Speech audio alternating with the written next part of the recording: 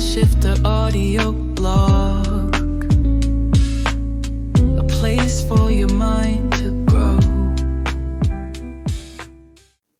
Where there's a will, there's a way. Many years ago, I was the alteration manager for what was one of the nation's busiest bridal shops. It became increasingly difficult to find qualified seamstresses. As is common with alterations in the United States, most of the people in my department were from another country. I eventually began hiring from a local refugee group. These are all people who came to this country under different circumstances. Many of those circumstances were war or the like. As anyone would when they first arrived to a foreign land, they did not yet speak the language of this land. They were not yet fluent in English. I would sometimes do interviews with people that did not speak English, nor did I speak their language. Yet, I was able to decipher who to hire, who not to hire, and administer a sewing test. You may be wondering how in the world I did that. Well, where there's a will, there's a way. I was determined to find trainable employees with good work ethics. I was equally determined to help new people to this country become self-sufficient, or at least be given a chance to. During the interview process, what I would look for was attitude, willingness to take initiative, and basic sewing ability. We did not need to speak the same language for me to see that. In fact, how they handled being interviewed while not being able to speak the same language was most of what I needed to see. Did they at least try to find a way to understand or communicate back to me? Or did they just sit there like a lump and use the language barrier as an excuse to not even try? That spoke volumes to me. When it came to the sewing test, this could be nerve-wracking for anyone, English speaking or not. What I was looking for was a willingness to try and capability level at being trained at the level of sewing needed.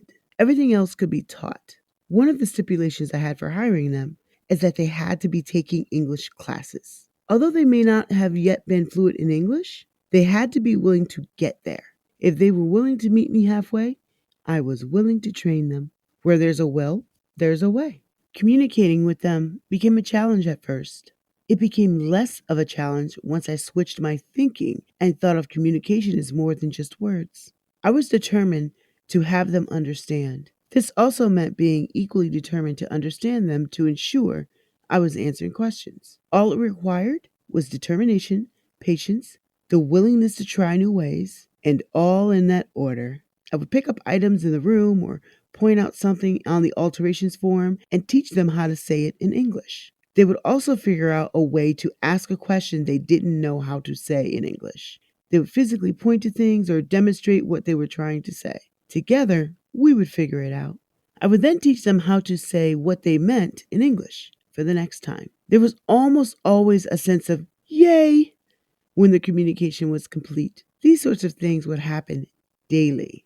Eventually, some of those refugees I hired became very fluent in English, worked directly on a professional level with customers, and even stayed at the bridal shop for years. Where there's a will, there's a way. None of this would have happened if I wasn't able to think outside the box. People call it, quote unquote, language barriers. Language is only a barrier if you allow it to be. Instead of seeing language as a barrier, I saw it as a challenge. It was a challenge that needed to be met in order to get to that goal of getting them gainfully employed while getting the employees I needed. Where there is a will, there is a way. Sometimes you may need to think outside of the typical box in order to find that way.